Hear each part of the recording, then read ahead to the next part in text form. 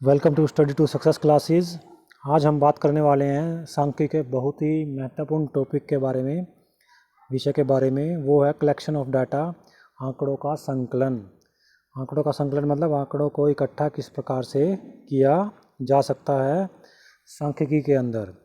तो बहुवचन के रूप में हम पहले पढ़ चुके हैं। बहुवचन के रूप में सांख्यिकी का अर्थ आंकड़े या परिमाणात्मक सूचनाएं जिनसे कुछ अर्थपूर्ण निष्कर्ष निकाले जा सकते हैं। वो क्या है कि उसकी एक परिभाषा है, सांख्यिकी की एक परिभाषा है, उसका एक अर्थ है।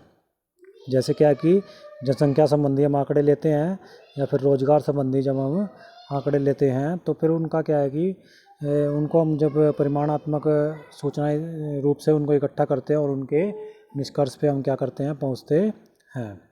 तो ये प्लूरल सेंस के अंदर हम इनको एक अर्थ को हमने समझा है। उसके बाद हम क्या करेंगे, यहाँ पे देखेंगे कि किस तरीके से हम आंकड़ों का संकलन क्यों करते हैं। तो उसका एक कारण है, वो किस लिए, किसी सामाजिक आर्थिक समस्या को समझने, विश्लेषण करने, व्याख्या करने के लिए आंकड़ों का संकलन आवश्यक होता है। जब हम आंकड़ों का संकलन करके समस्या का विश्लेषण करते हैं तो हम उन समस्याओं के कारणों को समझने के साथ साथ उनके संभव समाधान को भी खोजते हैं। तो इसमें क्या है कि क्यों ज़रूरी है आंकड़ों का संकलन करना। आंकड़ों का संकलन करना क्या है कि जो सामाजिक आर्थिक समस्या को समझने और विश्लेषण करने, उसका एनालाइज करने के लिए, उसको और उसकी व्याख्या करने के लिए, उसको एक्सप्लेन करने के लिए क्या है कि आंकड़ों का संकलन बहुत आवश्यक है, बहुत ज़रूरी है। जब हम आंकड़ों का संकलन करके समस्या का विश्लेषण करते हैं तो हम उन समस्याओं के कारणों को समझने के साथ साथ उनके संभव समाधान भी खोज पाते हैं। तो संकलन इसलिए ज़रूरी है क्योंकि जो समस्या होगी उसका हमें पहचान हो जाएगी, साथ में हमें उसके समाधान को खोजने का तरीका भी उससे मिल जाएगा। तो ये आगे हमारा जो इम्पोर्टेंट इसके दो पार्ट हैं वो बहुत इम्पोर्टेंट है सांख्यिकी के अंदर, स्टैटिस्टिक्स के अंदर। तो उनको ध्यान से समझें आप। वो क्या हमारे पास आंकड़ों के जो स्रोत होते हैं वो हमारे पास दो तरीके से हो सकते हैं। वो है आंकड़ों के दो स्रोत होते हैं। एक है हमारा प्राथमिक स्रोत जिसे हम प्राइमरी सोर्स बोल सकते हैं, और दूसरा हमारा द्वितीयक स्रोत जिसे हम क्या बोलते हैं, सेकेंडरी सोर्स। तो इसमें क्या है कि हमारा जो प्राथमिक स्रोत है, प्राइमरी सोर्स है, वो क्या होता है, आंकड़ों के प्राथमिक स्रोत अभिप्राय क्या है कि उद्गम के जो स्रोत से आंकड़ों का संकलन है। उद्गम मतलब जहाँ से पैदा होते हैं, जहाँ से फर्स्ट टाइम लिए जाते हैं। तो वो क्या है कि उद्गम जो स्रोत है हमारा, सोर्स है हमारा, वो क्या है कि प्राथमिक आंकड़ों के लिए क्या है कि आंकड़ों का संकलन का क्या है, एक तरीका है, सोर्स है। तो क्या है कि आंकड़ों के प्राथमिक स्रोत अभिप्राय क्या है कि उद्गम के स्रोत से है, आंकड़ों का संकलन से है। उसके बाद क्या कि अर्थात जब अनुसंधानकर्ता अपने अनुसंधानकर्ता के लिए स्वयं आंकड़े इकट्ठे करता है, एकत्रित करता है, उनका संग्रहण करता है आंकड़ों का, मतलब खुद जाके फील्ड के अंदर जाके किसी क्षेत्र के अंदर, विशेष क्षेत्र के अंदर जाके जिस भी क्षेत्र के अंदर हमें क्या करना है, जिस भी क्षेत्र के अंदर हमें अनुसंधान करना है, रिसर्च करना है, तो अनुसंधानकर्ता वहाँ खुद क्षेत्र में जाएगा और वहाँ पे जाके आंकड़े इकट्ठे करता है। मूल रूप से आंकड़े इकट्ठे करता है। उद्गम स्थल होता है वो, उसका फर्स्ट टाइम आंकड़े इकट्ठे वहाँ से किए जाते हैं। तो वो हमारे लिए प्राथमिक क्या होते हैं, स्रोत होते हैं। तो उसे क्या है कि जो आंकड़े प्राप्त होते हैं वह प्राथमिक स्रोत से प्राप्त आंकड़े कहलाते हैं। उदाहरण के लिए किसी से अनुसंधानकर्ता क्या है कि हमारा किसी अनुसंधानकर्ता को एक गांव में साक्षरता दर ज्ञात करनी है, मतलब किसी पर्टिकुलर गांव के लिए भेज दिया उसको कि आप जाओ और उस क्षेत्र के अंदर, उस गांव के अंदर साक्षरता दर की का जो डाटा है उसको इकट्ठा करो, आंकड़ों को इकट्ठा करो। तो वो क्या होगा, प्राइमरी सोर्स होगा, क्योंकि पहले वहाँ पे आंकड़े इस तरीके के नहीं लिए गए हैं, और लिए भी गए हैं तो उनका हम यूज़ नहीं कर रहे हैं। हमें नए आंकड़े चाहिए तो नए आंकड़ों के लिए हम अनुसंधानकर्ता को भेजते हैं। तो उसके लिए क्या है कि वो प्राइमरी सोर्स रहेगा, आंकड़ों को इकट्ठा करने का जो प्राथमिक स्रोत रहेगा, उद्गम स्रोत रहेगा। तो इस तरीके से क्या है कि और वह स्वयं सूचना एकत्रित करता है, और आंकड़ों को प्राथमिक स्रोत क्या है कि ये कहलाता है, क्योंकि वो खुद जाके आंकड़े इकट्ठे करेगा और फर्स्ट टाइम आंकड़े इकट्ठे करेगा। तो ये क्या कहलाएगा, प्राथमिक स्रोत कहलाएगा। प्राथमिक स्रोत सांख्यिकी अध्ययन में क्या है कि हमारा संबंधित सीधी या प्रत्यक्ष मात्रात्मक सूचना क्या करता है, हमें प्रदान करता है।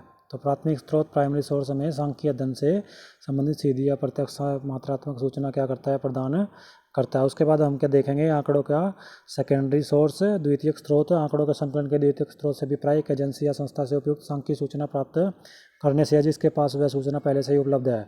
उदाहरण के लिए अनुसंधान करता है एक गाँव में साक्षरता की दर ज्ञात करने के लिए ग्राम पंचायत या सरपंच से सूचना एकत्रित करे तो यह आंकड़ों का क्या है कि द्वितीयक स्रोत कहलाता है। अब यहाँ पे क्या है कि जो अनुसंधान करता है, जो रिसर्चर है, वो क्या है कि फील्ड में तो जाएगा, तो वो वहाँ पे हो सकता है फील्ड में ना भी जाए, मतलब क्या है कि किसी एक व्यक्ति से, जैसे कि मान लिया सरपंच ले लिया हमने किसी गांव का, तो उससे पूरे के पूरे गांव का डाटा वो उठा ले, वहाँ से उससे ले ले बिना किसी जान और समझ के उससे वो डाटा इकट्ठा कर ले, तो वो क्या कहलाएगा, द्वितीयक स्रोत कहलाएगा। क्योंकि वो जो अनुसंधान करता है वो घर घर नहीं गया है उस टाइम पे उसने क्या किया, सिर्फ किसी एक पर्टिकुलर व्यक्ति से सारे के सारा जो डाटा है, आंकड़े है, उसको इकट्ठा कर लिया है, जो पहले से ही लिया जा चुका है आंकड़े डाटाज, तो उसको उसने अनुसंधानकर्ता ने ले लिया है। तो इस कारण से क्या है कि वो उसका द्वितीयक स्रोत कहलाएगा, प्राइमरी सोर्स नहीं कहलाएगा। तो द्वितीयक स्रोत क्या है कि हमारा जब इस तरीके से किसी एक पर्टिकुलर व्यक्ति से क्या है कि पूरे के पूरे पहले जो आंकड़े इकट्ठे किए होते हैं उसको अनुसंधान करता अपने यूज के लिए ले लेता है, तो वो उसका सेकेंडरी सोर्स कहलाता है। द्वितीयक स्रोत सांख्यिकीय अध्ययन से संबंधित सीधी व प्रत्यक्ष मात्रात्मक सूचना प्रदान नहीं करते हैं। वो क्या करते हैं, अनुसंधानकर्ता को उस सूचना पर निर्भर रहना पड़ता है कि पहले से ही उपलब्ध है, जो कि एकत्रित पहले क्या है कि जा चुकी है। अब जो सरपंच आंकड़े देगा वो हो सकता है वो पहले गलत है या सही है या कम है या ज़्यादा है। तो इस तरीके से क्या है कि जो पहले से ही आंकड़े हो चुके हैं, मतलब उनमें कमी हो या फिर उनमें त्रुटि हो, कोई गलती हो, तो वो एज इट इज़ क्या है कि अनुसंधान करता उसको यूज कर लेता है। तो वो उसके लिए सेकेंडरी स्रोत क्या है कि हमारा इस तरीके से क्या हो सकता है, वो जो पहले से सूचना इकट्ठी कर ली गई है उस पर निर्भर करता है। उसके बाद क्या कि आंकड़ों के यहाँ पे प्रकार है, वो हमारे टाइप्स ऑफ डाटाज। तो वो हमारे टाइप्स ऑफ डाटा क्या है कि हमारे स्रोत के आधार पर आंकड़ों को दो प्रकार में बांटा जा सकता है। एक है प्राथमिक आंकड़े, प्राइमरी डेटाज, और दूसरा हमारा सेकेंडरी आंकड़े, द्वितीयक आंकड़े। तो इनको हम एक एक करके समझते हैं क्या होते हैं ये।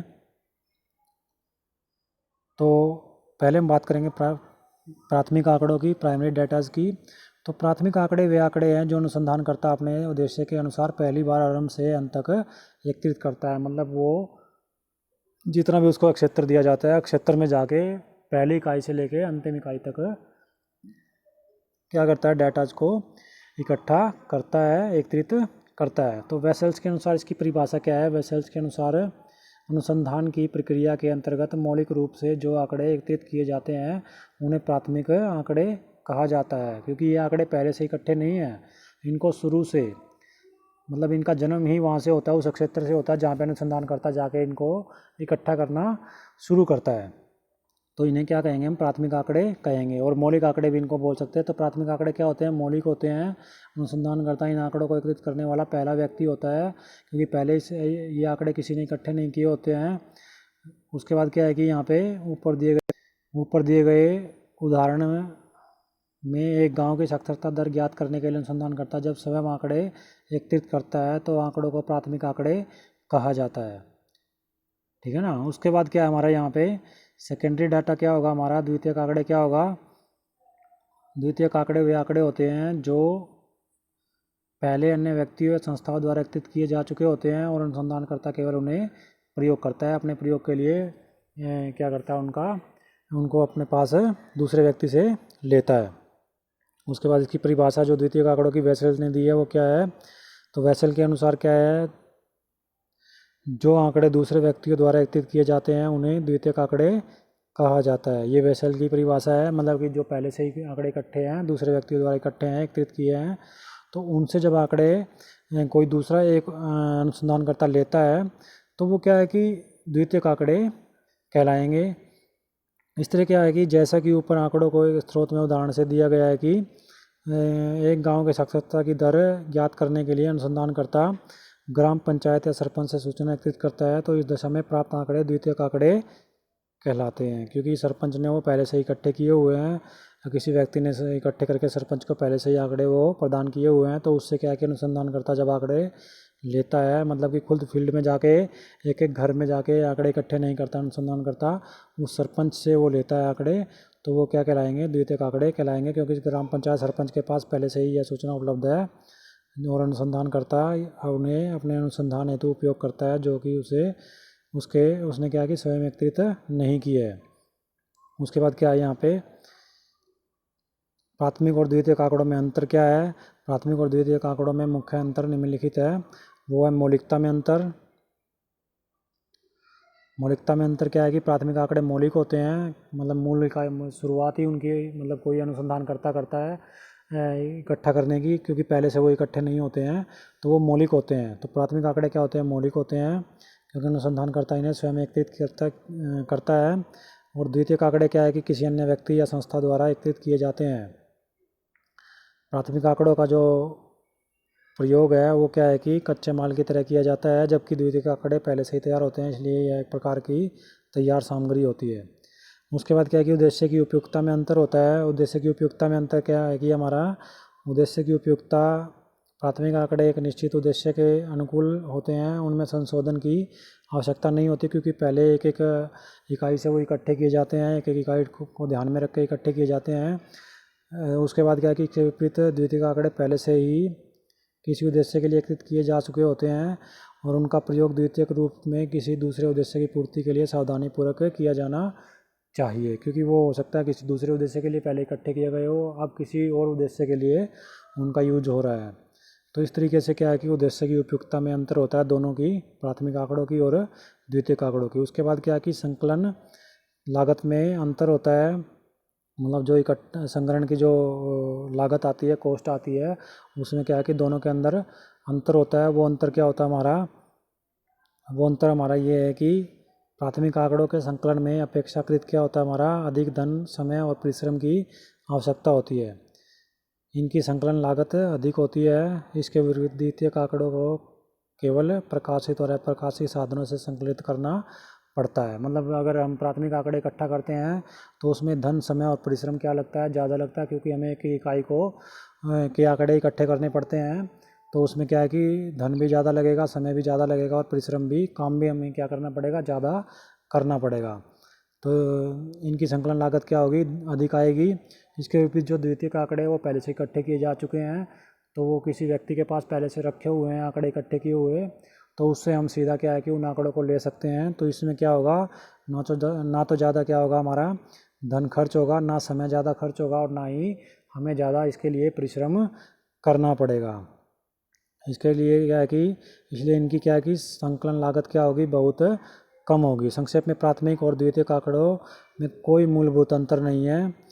एक अनुसंधानकर्ता, अब इसमें इन दोनों में मतलब मूलभूत अंतर वैसे कोई नहीं है, क्योंकि जो पहले प्राथमिक आंकड़े थे वो अब क्या हो जाएंगे, सेकेंडरी आंकड़े बन जाते हैं, अगर कोई अनुसंधानकर्ता उन्हें दोबारा प्रयोग में लाना चाहे किसी दूसरे उद्देश्य के लिए, या उसी उद्देश्य के क्या कि नए रूप में प्रयोग करने के लिए अगर अनुसंधानकर्ता प्राथमिक आंकड़ों को दोबारा से प्रयोग में लाना चाहे, तो वो क्या हो जाएंगे, उसके लिए द्वितीयक आंकड़े बन जाएंगे। तो इस तरीके से क्या है कि इनमें क्या हमारा कोई मूलभूत अंतर हम क्या है कि नहीं कह सकते हैं इसमें। उसके बाद क्या है कि एक अनुसंधानकर्ता किसी विशेष उद्देश्य के लिए जो आंकड़े मौलिक रूप से स्वयं एकत्रित करता है, उसके लिए हुए प्राथमिक आंकड़े हैं, परंतु यदि उन्हीं आंकड़ों का कोई दूसरा व्यक्ति अपने विशेष उद्देश्य के लिए प्रयोग करता है, तो वे उसके लिए क्या हो जाते हैं, द्वितीयक आंकड़े बन जाते हैं। तो मैंने अभी जैसे बताया वही बात है इसमें कि प्राथमिक आंकड़े जो होते हैं, पहले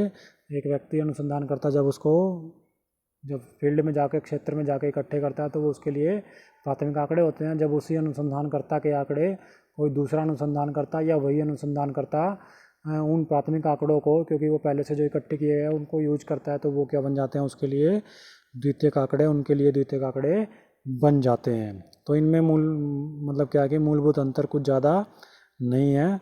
उसके बाद जो हम अंत में पढ़ेंगे, इसमें क्या है कि जो हमारा सैक्रिस्ट हुआ है, ये स्टैटिस्टिशियन हुए हमारे, तो इन्होंने कहा है कि सैक्रिस्ट ने ठीक ही कहा है, प्राथमिक और द्वितीयक आंकड़ों का अंतर केवल अवस्था का ही है। जो आंकड़े एक पक्ष के लिए प्राथमिक है वह दूसरे के हाथ में क्या हो जाते हैं, द्वितीय हो जाते हैं, क्योंकि जो प्राथमिक आंकड़े होते हैं वो पहले इकट्ठे किए होते हैं, एक अनुसंधानकर्ता द्वारा इकट्ठे किए होते हैं, तो वो जब कोई दूसरा व्यक्ति उनको यूज करने लग जाता है अपने किसी अन्य उद्देश्य के लिए, तो वो उसके लिए द्वितीयक आंकड़े बन जाते हैं, सेकेंडरी डाटा उसके लिए बन जाता है। तो ये बहुत ही इम्पोर्टेंट टॉपिक है, मोस्ट इम्पोर्टेंट टॉपिक है 11th स्टैटिस्टिक्स के लिए। और जो आगे कॉम्पिटिटिव एग्ज़ाम्स भी होते हैं उनके लिए भी स्टैटिस्टिक्स का जहाँ पे प्रयोग होता है, तो ये जो टॉपिक है ये बहुत ही महत्वपूर्ण टॉपिक है हमारा, महत्वपूर्ण विषय है हमारा।